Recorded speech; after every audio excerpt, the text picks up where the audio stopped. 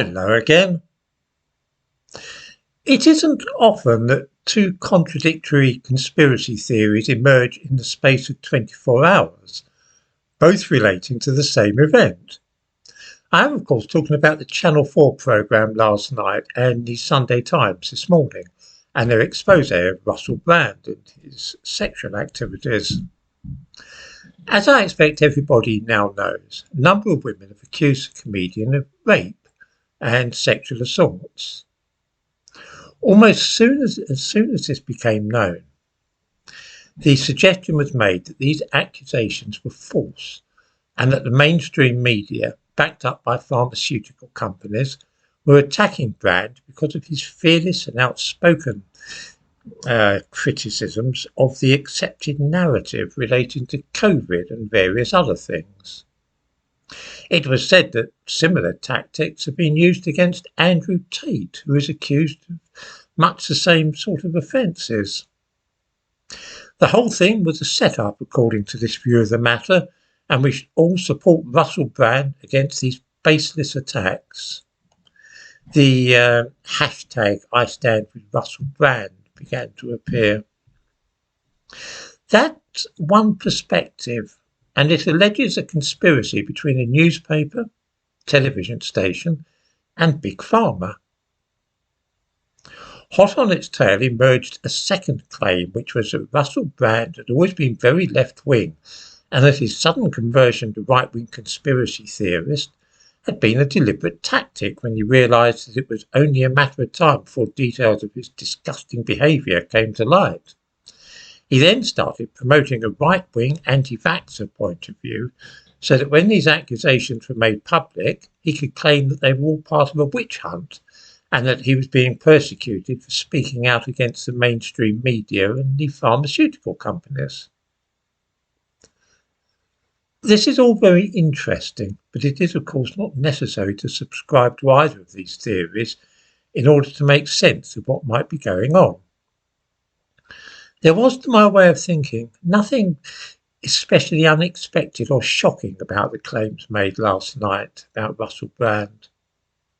What they came down to, if we forget for a moment the personality himself and what he's been doing lately in public, is this. A young, very sexually active man is in show business and finds that he can have sex with lots of young women of the groupie type. He does this by getting his assistants to get their telephone numbers, picking out attractive girls in the audience and then pointing them out to people and getting their numbers. This might be massively sleazy, but it's hardly a new or remarkable phenomenon. Perhaps he then gets into the way of thinking that he can have sex with any woman he wishes, and so he presses his attentions on some women who do not welcome them. This means that he ignores what they say and keeps going with his physical advances.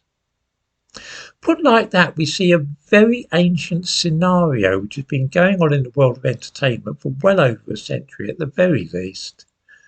Surely people have heard about silent movie stars like Fatty Arbuckle, who ended up crushing a woman to death while having sex with her, under conditions in which consent was very dubious, to say the least of it. Has nobody ever heard of the casting couch? Does the word groupie ring any bells? This is not something new in the world of show business, is it? It is what certain good-looking, arrogant and oversexed movie stars, pop singers and actors have always got up to in the past. To me, it just looks like a really old routine cropping up again. I honestly can't for the life of me see why we need to invoke any sinister conspiracy theory to explain what we have been told. It may be possible that some of those women are lying, of course, and it may equally be the case that rape has been committed. We simply can't be sure just yet. But I really don't see that we need to be thinking about pharmaceutical companies bribing newspapers and television companies to bring down a prominent YouTuber. Nor do I think that Brand reinvented himself as a right-wing YouTuber as an insurance policy against this happening. Again, that's an unnecessary hypothesis. He took up with YouTube during the pandemic because he couldn't do any live shows at that time and was desperate to keep himself in the public eye.